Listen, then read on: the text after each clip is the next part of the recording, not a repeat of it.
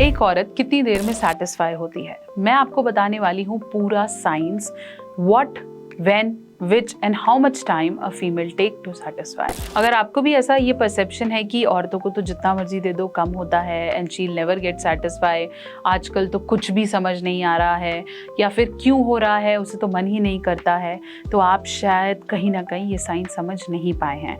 तो कितना समय लगता है एक औरत को, चलिए जानते हैं। चैनल पर नए हैं तो सब्सक्राइब करें और ये ज़रूर बताएं कि क्या आपको पता है पुरुषों को कितना वक्त लगता है।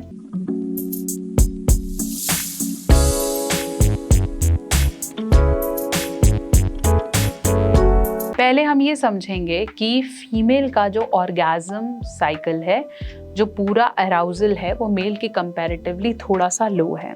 पुरुष जल्दी अराउजल स्टेट में चले जाते हैं या जल्दी गर्म हो जाते हैं, बट कि औरतों को गर्म होने में के लिए इमोशनल और मेंटल स्टेबिलिटी की ज़रूरत है। इसलिए अगर आप चाहते हैं कि फीमेल ऑर्गेज़म के ज़्यादा करीब पहुँचे तो एटलीस्ट फोरप्ले की इन्वॉल्वमेंट ज़रूरी है। अब लोगों को ये भी समझ में आता है कि फोरप्ले मतलब टच करना, फोरप्ले मतलब किस करना। नहीं, फोरप्ले मतलब हर उस तरीके का फोरप्ले जो कि आपको सेक्स करने की हिंट दे रहा है, चाहे वो सुबह से करी हुई बातें हैं, चाहे रूटीन का टच है, चाहे वो डिजिटली कोई पिक्चर भेजना है, चाहे वो कोई सेक्सुअल जोक हो सकता है, चाहे वो इंटीमेसी से रिलेटेड कोई बातें हो सकती हैं, मसाज हो सकती है। छोटी छोटी चीज़ें जो आपको ये इंडिकेट या हिंट दे रही हो कि आज रात का प्लान है, that makes a part of foreplay. वही फोरप्ले जितना लंबा और जितना स्थगित होगा, जितना रियल होगा, उतना ही ऑर्गेज़म तक पहुंचना एक फीमेल का आसान होगा। दूसरा जो सबसे बड़ा मिथ पुरुषों को है कि female like more of shots, which जितना अंदर बाहर करेंगे उतना ज़्यादा सेटिस्फेक्शन होगा। That is also a bigger myth.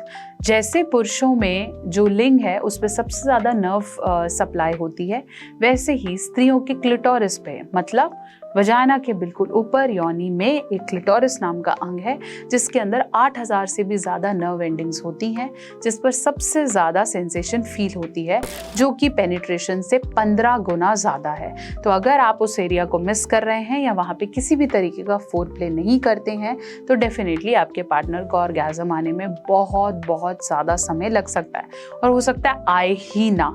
तो अल्टीमेटली आपको समझना ज़रूरी है। तीसरी बड़ी चीज़ है कि सेटिस्फेक्शन के लिए ज़रूरी है इमोशनल बॉन्डिंग।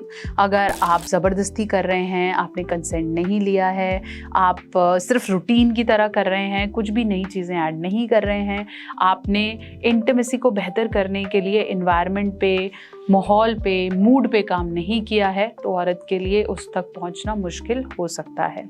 बहुत बार मन में चल रही बातें हमारे प्लेजर को ब्लॉक कर देती हैं। अगर आपका दिमाग कुछ थॉट दे रहा है और शरीर उस एक्टिविटी में है भी, तो भी उसे मज़ा नहीं आएगा। इसलिए दिल, दिमाग और हर चीज़ पे अपना कब्जा करो, तब भी सेटिस्फेक्शन आप एक पार्टनर को दे सकते हो। बेटर टॉक, कम्युनिकेट, कंसेंट, बात करो और समझो कि टेक्निक्स कैसे अप्लाई की जा सकती हैं। टेक्निक्स की जानकारी लेना ज़रूरी है। अगर आपको भी ये लगता है कि ये चीज़ डेफिनेटली मैं जानना चाहता हूँ, मैं सीखना चाहता हूँ, तो अभी दिए गए नंबरों पे कॉल करें और जानें बेडरूम मास्टरी कैसे की जाती है। और अगर आप मुझसे इंस्टाग्राम या फेसबुक पे जुड़ना चाहते हैं तो ये है मेरे लिंक्स। और अगर आप मुझसे पर्सनली बात करना चाहते हैं तो इन नंबरों पे कॉल कीजिए। ऐसे और वीडियोस के लिए हमारे साथ कनेक्टेड रहिए। नेक्स्ट वीडियो में मैं कवर करूंगी पुरुषों को कितना वक्त लगता है और उनके लिए सही टेक्निक क्या है।